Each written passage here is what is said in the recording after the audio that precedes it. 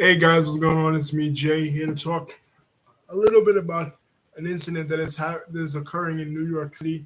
It occurred, I think it was like 2 days ago.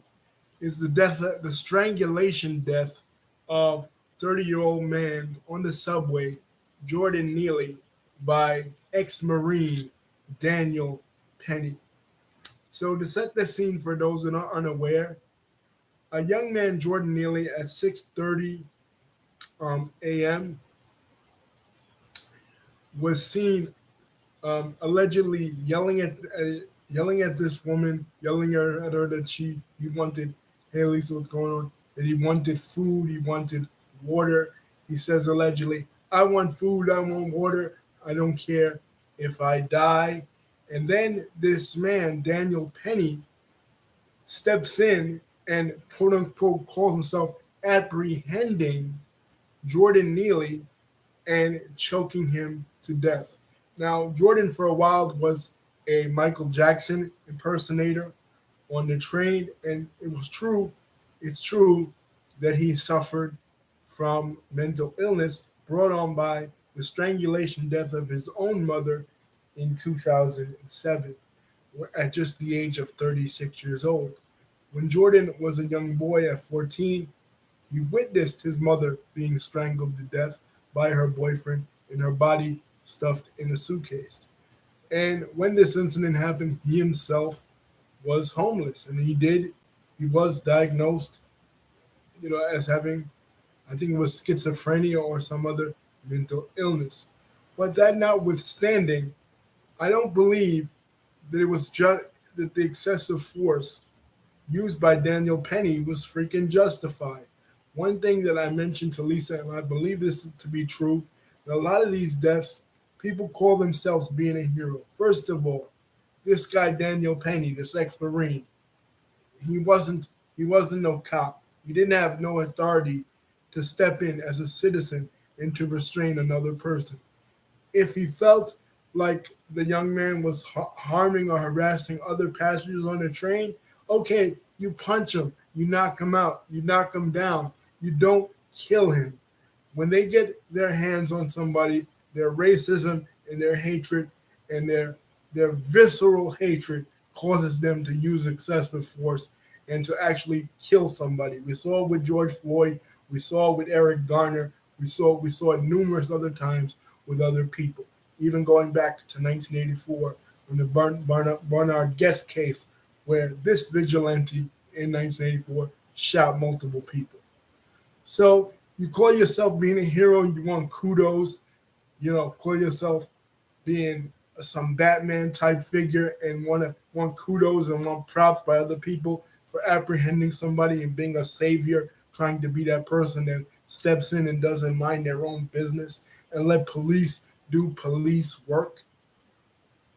I mean, not to say that the police would have done anything different because we saw the unjustified murders of black men even at the hands of police. But when he when it's a non-police officer, it makes it even worse. Plus, a couple of years ago, there was um, chokehold laws passed that you cannot use certain chokeholds are illegally prohibited, and you can be put to charges with. So hopefully, the court system in New York City does something about this motherfucker because he didn't have the authority.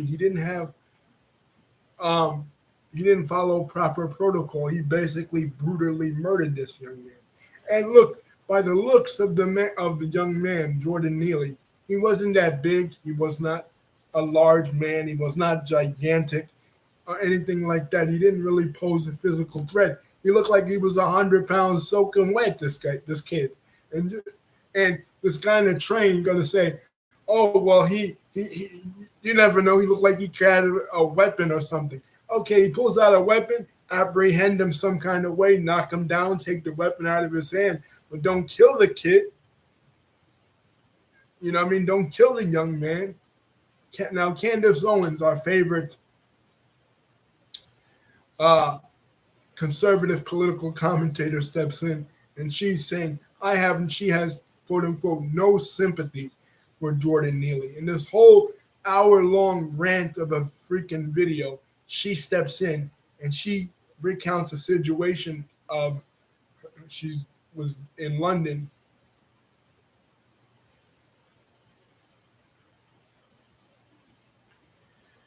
where okay, Lisa, I'll get to that. Where this woman uh, this crazy woman in the Nashville airport after she comes back was yelling at her and her kids. So then she says, "Oh, if I'd have been the guy, if I'd have had the chance to strangle this woman, I'd have strangled the woman too." So basically, not only now is Candace Owens justifying the um, the murder of another human being. She's saying that in her case, she's comparing it to her case where a mentally ill person came at her on a train in Nashville, and she says, "Okay, yeah, if a mentally ill person comes at you, rather than do the right thing and call police and react in a rational way, you should murder the person too." So she is saying that not only is she saying she supports it, she said she's basically saying she would have did uh,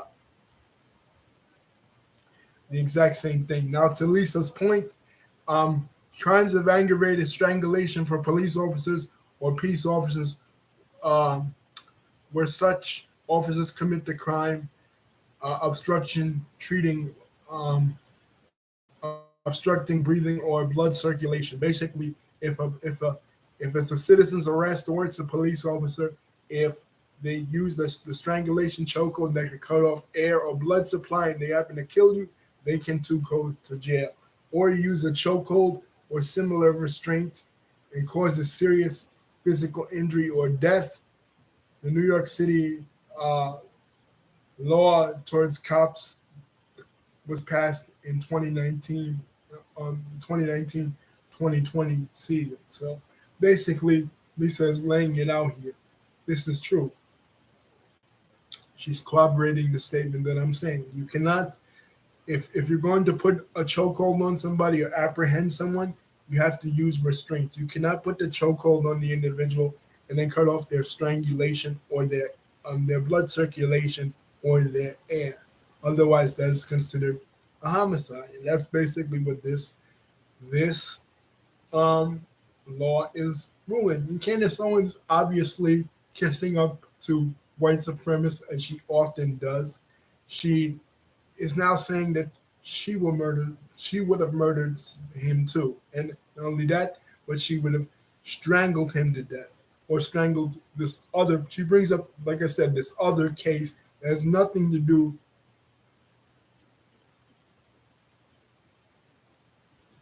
Right.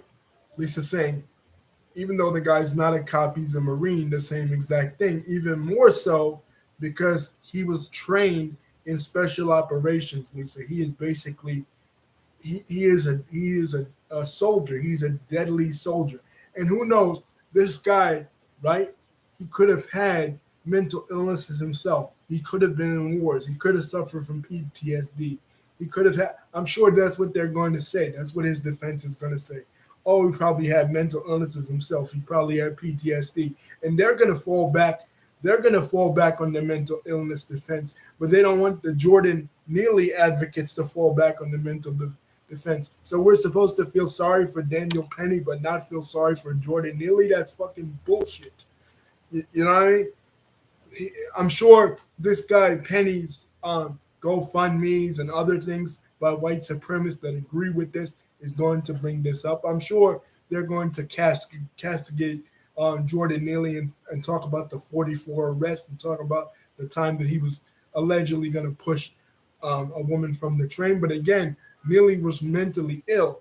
But I'm sure they'll they'll defend they'll defend the Marine and say he was mentally ill. And they'll use a mentally ill excuse to defend him. But they'll also say that Jordan Neely was. They won't bring up Jordan Neely's history of mental illness and the fact that he was a special case. You know what I'm saying? He obviously the kid was not the young man. Keep calling him a kid because I mean he was obviously a grown man, 30 years old, but he was so he was so emaciated, he was so skinny, he was so starved, that when I saw the video of the Marine choking him out, and then after he was dead, his lifeless body, this guy looked like he hadn't eaten in like 3 or 4 days. He was failed by the system. He was failed by his family. You know what I mean? He was the way the kid was starved, man, he was in no position to defend himself physically. I mean, really. The woman on the train is going to sit there and say that he was a threat to her. He was saying, okay, he was saying that he didn't care if he quote unquote died and if he was going to do something. Okay, you do take threats like that serious. But again, you punch the person out, you knock the person down. It wasn't like this guy was 6'5", 450 pounds, right? He was like 100 pounds soaking wet. I don't know how tall he was, but he wasn't a huge threat. He didn't. All needed to happen was somebody needed to get in his face and tell him, listen, stop doing that. Sit back down in your seat. And if they had to get physical, it had to get physical. But you didn't have to kill him. He wasn't. He wasn't so intimidating that he had to be killed, destroyed, or choked out.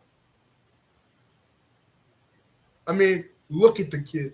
And when he was doing the Michael Jackson impersonations back in the day, like 4 or 5 years ago, he was well. He was pretty much well. I guess he was in a shelter or something like that, or he was taken care of at that time. When they killed him, he was even skinnier than he was when he was doing the Michael Jackson impersonations. He looked like he hadn't eaten in weeks.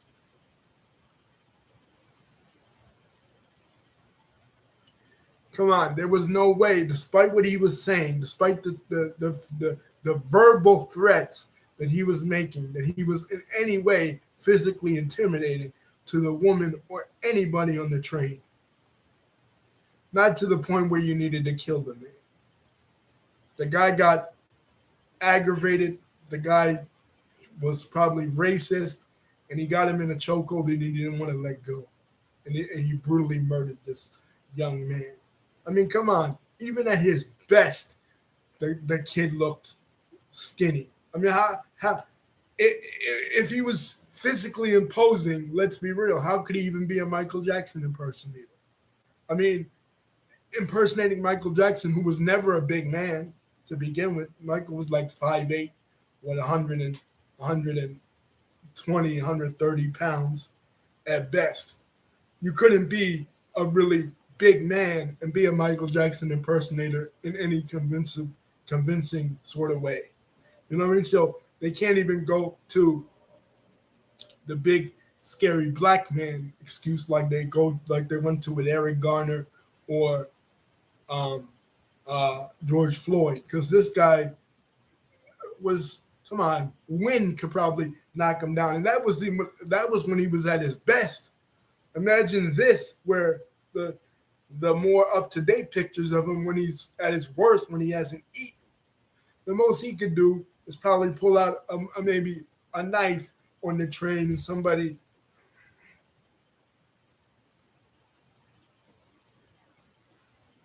Right, and Lisa says the mayor says he's going to look into it. Mayor Adams has already had a very bad record when it comes to his handling of the homeless situation.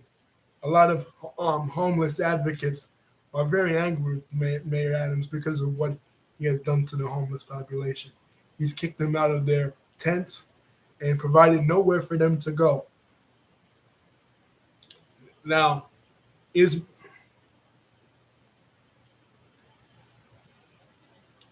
Is Mayor Adams to blame for how the system treats the mentally ill? No, but he's just participating in it. Basically, the system has failed the mentally ill since the 1980s when they closed up a lot of the asylums, a lot of the mental institutions where mentally ill people were housed away from the population, where they were taken care of in the ways that they needed to be taken care of.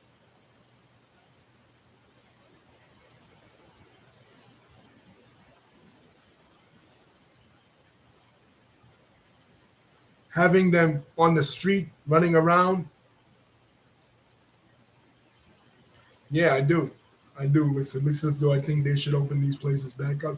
Having them run around is that they're a threat to themselves and a threat to other people in society. The, we need to change the mental health system to help people. Excuse me, not Jordan Peterson, Jordan Neal. Excuse me. Um, should should have been helped long ago. I mean, when his mother died in 2007, and that was how many years ago? Come on, and of course he was probably ignored by his therapist. He was probably told that he didn't really have a problem. They probably tried to cut his medicine because of uh, of of financial cuts on medicines. Because I've had it happen to me as a person that's it involved with mental health. You know what I mean? I know probably what he went through. Doors shut in his face, housing doors shut in his face, insurmountable odds for people with mental conditions to be housed and to be helped. And if they don't have family, they're out there left in the cold. I've experienced it both through myself and through other people I know and love. It's a real thing.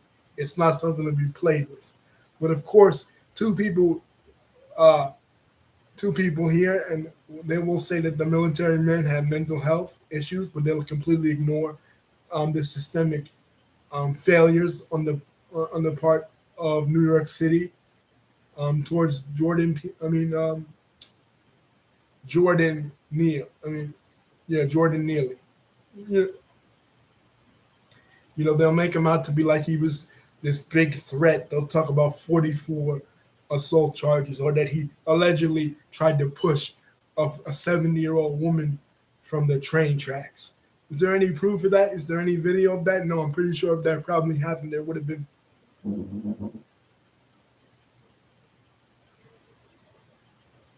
Uh, yeah, sorry, Lisa. I'm just so upset with this whole situation that it's fucked up because I know what the young man went through. You know what I'm saying? I've seen it. I've seen it all throughout the system and how they fail mentally ill people, people with mental illnesses, people with depression, people with schizophrenia, people with bipolar. I've seen it.